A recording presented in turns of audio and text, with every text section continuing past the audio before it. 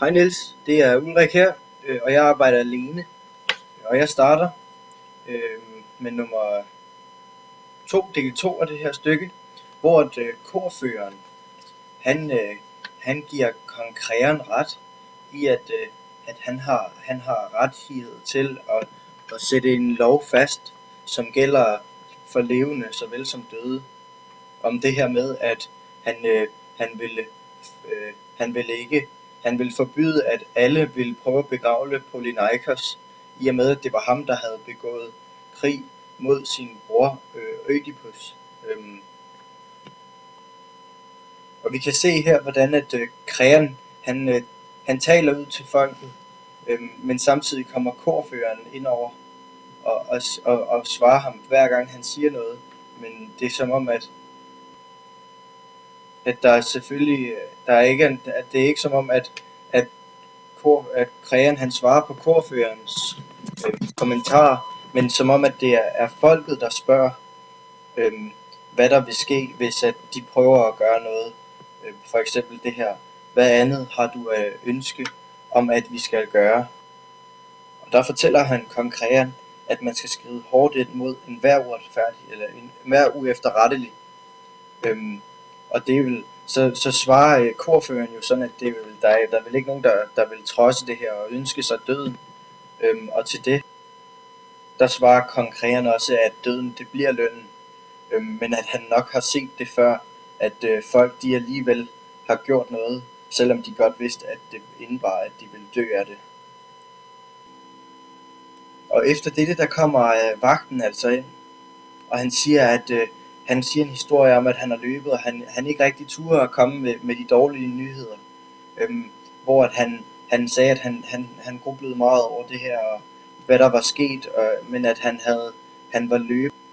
og hvor at han havde løbet hen og sagt, at der var sket en fejl i hans post, og at han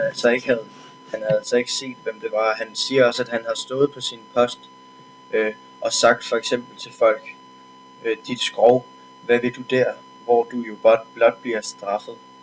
Bliv her, din nar, og hvis nu kong Kreon får besked af andre om det her, er du så i salveten? Og hvilket også betyder, at han har måske haft en indre dialog med sig selv om, hvad der ville ske, hvis at han kom hen til Kreon og fortalte de her dårlige nyheder, der nu er sket. Hvordan Kreon så vil reagere, og han forventer sådan, hvad folk de vil spørge ham om nu det er hans skyld, når han ikke har set, hvem der har gjort det her. Og han fortæller så også om, hvordan han til sidst så fik kæmpet sin vej derop, men at han også siger, at for Guds veje tør kende, at de tror jo meget på Gud i det her samfund, og de tror jo, at hvad end der sker, så er det Gud, der har planlagt det, og han siger, at hvor svært end livet er, så skal man jo altid finde trøst og være frejdig. Og det er også meget godt, det beskriver det her græske samfund.